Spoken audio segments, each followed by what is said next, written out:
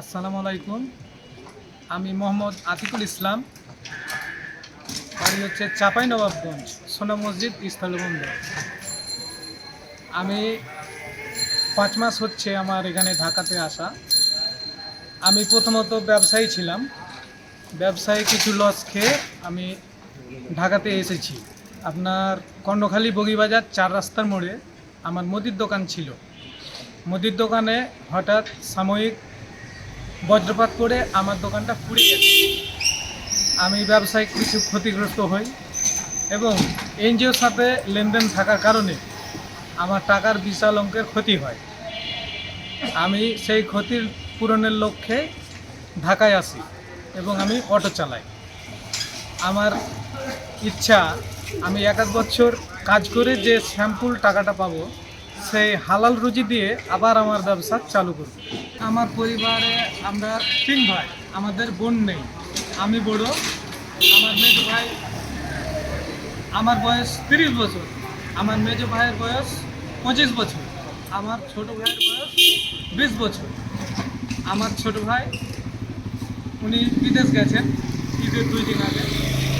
আমি তো ঢাকায়, বাড়িতে দেখাশোনা করে আমার মেজ ভাই। আমার মেজ ভাই পরিবারকে দেখাশোনা করে।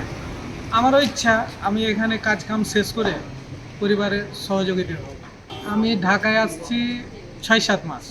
আমার দিন ইনকাম 700, 800, 1000, এক এক দিন এক এক রকম। জুলাই আগস্টের আগে আপনার এই অটো রিক্সা ধরলেই কিছু না কিছু সালামি দিতে হতো রাস্তায়। কিছু টোকাই বাহিনী, আবার কিছু সরকারি বাহিনী, সবাইকে ট্যাক্স দেওয়া লাগতো। এখন কিন্তু বর্তমান কোনো ট্যাক্স লাগে না। এখন আমরা রিল্যাক্সে গাড়ি চালাই, আমাদের আর রাস্তায় প্রবলেম হয় না। সকালে 7টার সময় স্টার্ট করি এবং দুপুরের সময় বিরতি দেই 2 ঘন্টা, আবার স্টার্ট করি রাত্রি 12টা পর্যন্ত। বর্তমান ইউনূস সরকার ভালো সরকার। উনি আমাদের সরকার হিসেবে আসাতে আমরা গর্বিত, কারণ আমাদের পার্শ্ববর্তী দেশ ভারত আমাদের বাঁকা চোখে দেখত, এখন সেটা কিন্তু নেই।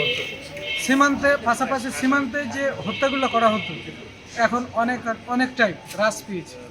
আমার জন্য সবাই দোয়া করবেন যাতে আমি আমার ব্যবসা প্রতিষ্ঠানে আবার ফিরে যেতে পারি।